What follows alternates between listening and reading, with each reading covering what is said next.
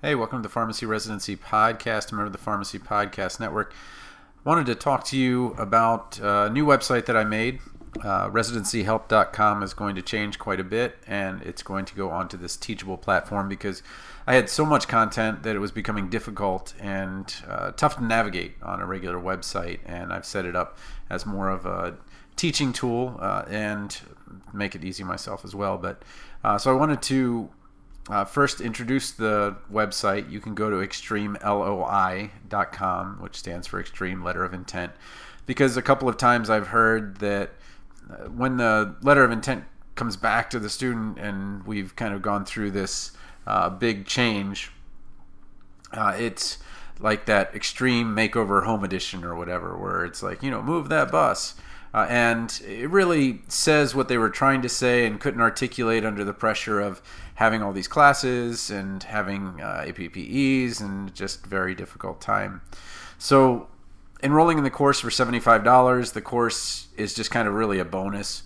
It's the same thing where I'll do 2 letters of intent, except you'll be able to enroll in the course and then have all these other things, which right now are the podcast episodes that I've done in various categories, and I'll gradually expand these areas. But what I wanted to do is kind of introduce you to the course, introduce you to the things that you can get access to the course now. You don't have to do your letters of intent until residency time, but this will allow you to kind of lock in, because there's only going to be so many people that I can help during the residency season, and I hate to turn people away.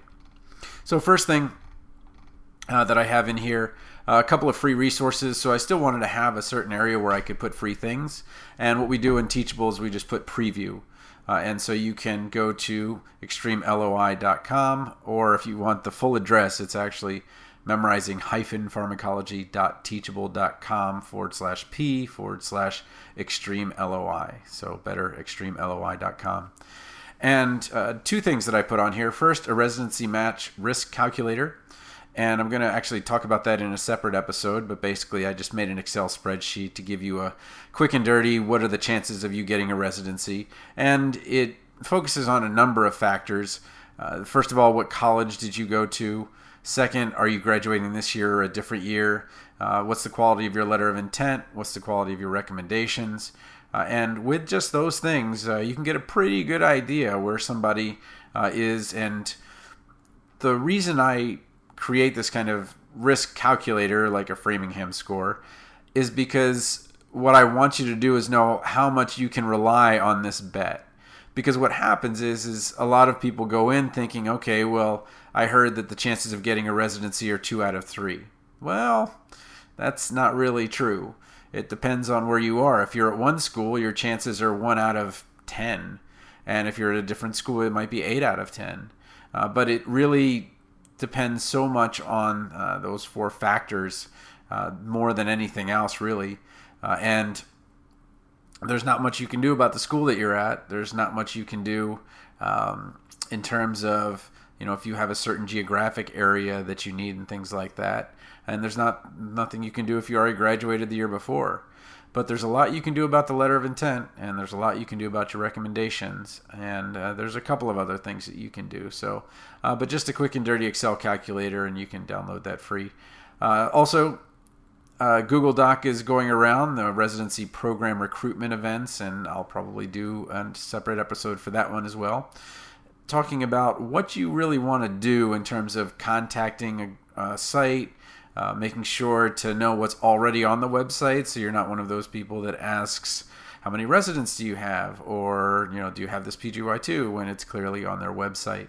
But it's going to be completely different in coronavirus world, and so we want to make sure that we understand those things.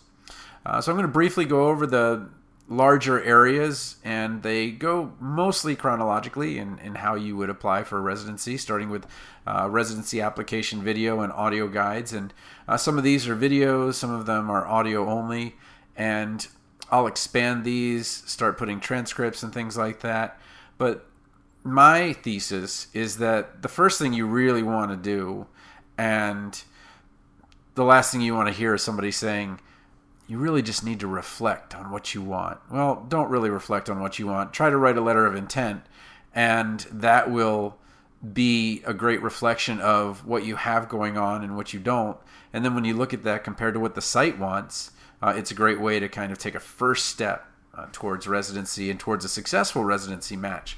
Because too often you or a student will, or an applicant, they don't have to be a student, will say, this is what I want, and they'll look for those residencies and try to make their CV work for them and make their LOI work towards that. And you can do that to some extent, but it's actually much better to know what you want and to know what you have and find a really good match instead of saying, well, I think I can kind of sort of make these things count.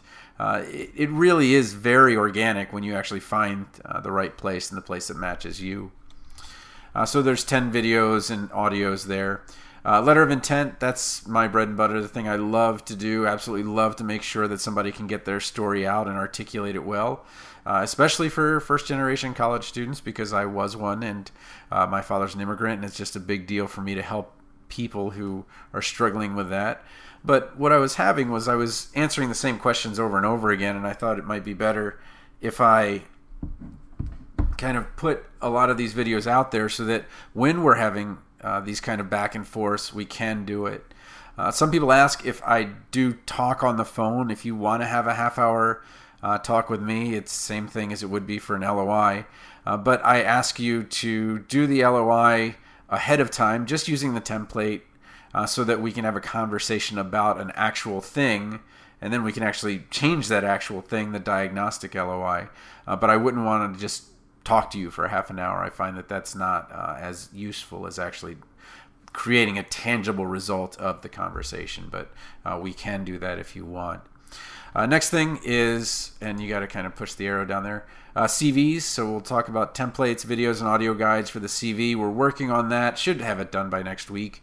But I think most schools put too much weight on the CV because it's a lot easier to create a class for a CV and to teach 100 people how to do a CV because it's very formulaic, and what you put in there is very formulaic, and people that are on the residency side are just looking for certain keywords so that they can match to their rubric. But I do help people with the CV. It's not my preference. I charge $50 if you want me to look at your CV. I won't write it with you. I'll look at it to make sure it's right, give you some tips on where things should be and things like that. But generally, I think schools do a pretty good job with the CV. But I think that because the LOI is a moving target and changes as you're going from APPE to APPE, what schools have not done is given the one-on-one or the opportunity for one-on-one, which you really need with that. But next group is CV. Then when we're talking about residency interview, and I'll start putting the books in here. I've written a book with Brandon Dyson on residency interviews, and we'll talk about the phone interview book as well, because a lot of what you're going to do is virtual.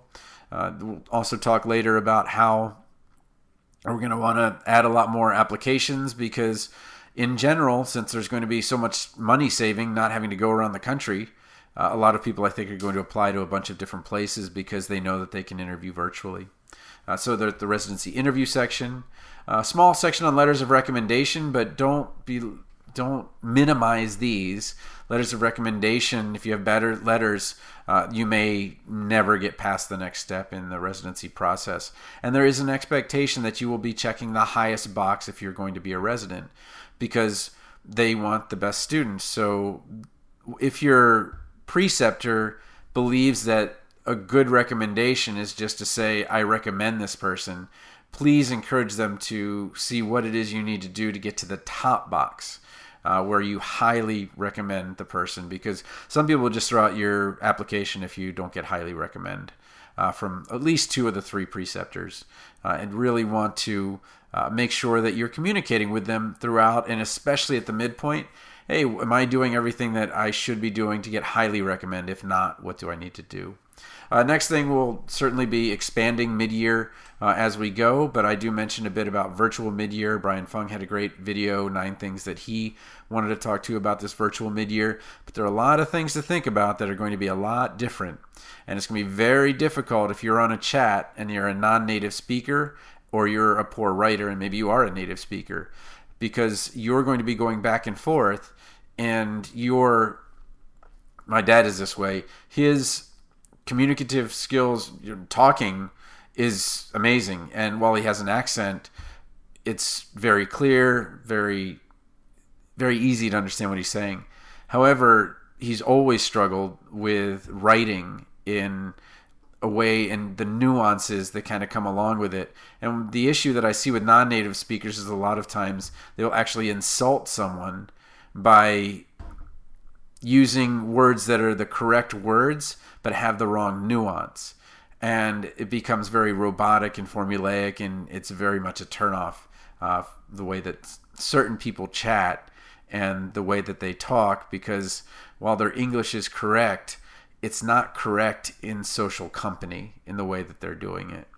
And I'll talk about tips as we go along with that. Talking to actual RPDs, so one RPD from the VA is always very popular, especially with ambulatory care hopefuls, then a hospital residency director, and then a PGY2 residency director, how it's so very different than PGY1. And then talking to current residents, a couple that have done hospital PGY1s, and then one that's done a hospital PGY2. Ranking residency pharmacy program, so what do you do once you've kind of gone through this whole process, and how do you rank them after you've had multiple interviews? Obviously, if you have one interview, that's the one you pick. If you have many, many interviews, how do you decide, which one is going to be in the top box? And then hopefully you don't need this, but I was able to work with people, and of the 20 people I worked with in phase 2, 4 matched. And that might say, well, that's not very good, 20%. But the chances of matching are 1 in 13 in phase 2. So by being able to get people from a 7% to a 20%, and obviously I wasn't the only factor, is very exciting for me. And when you go through that kind of residency risk or residency match risk, my data show that having a good LOI that comes from a collaborative work between myself and someone who's applying and a generic one, it's about a 24-point difference. So if your percentage of getting a residency is 67, based on your school or whatever, and then I help you, I can probably get you up to 79%. But if you use a generic one and don't work with someone like me, or don't really create a unique matching LOI, you're really losing about 12 points. So your chances are down to about 55%. It really matters that much. And you're like, well, how can one piece of paper matter so much? I went to school for 4 years. Well, you need to tell the people about those 4 years that you have now, the year you're going to have, and your career. And you need to put that all in one page. Sometimes 1.5, but really usually 1.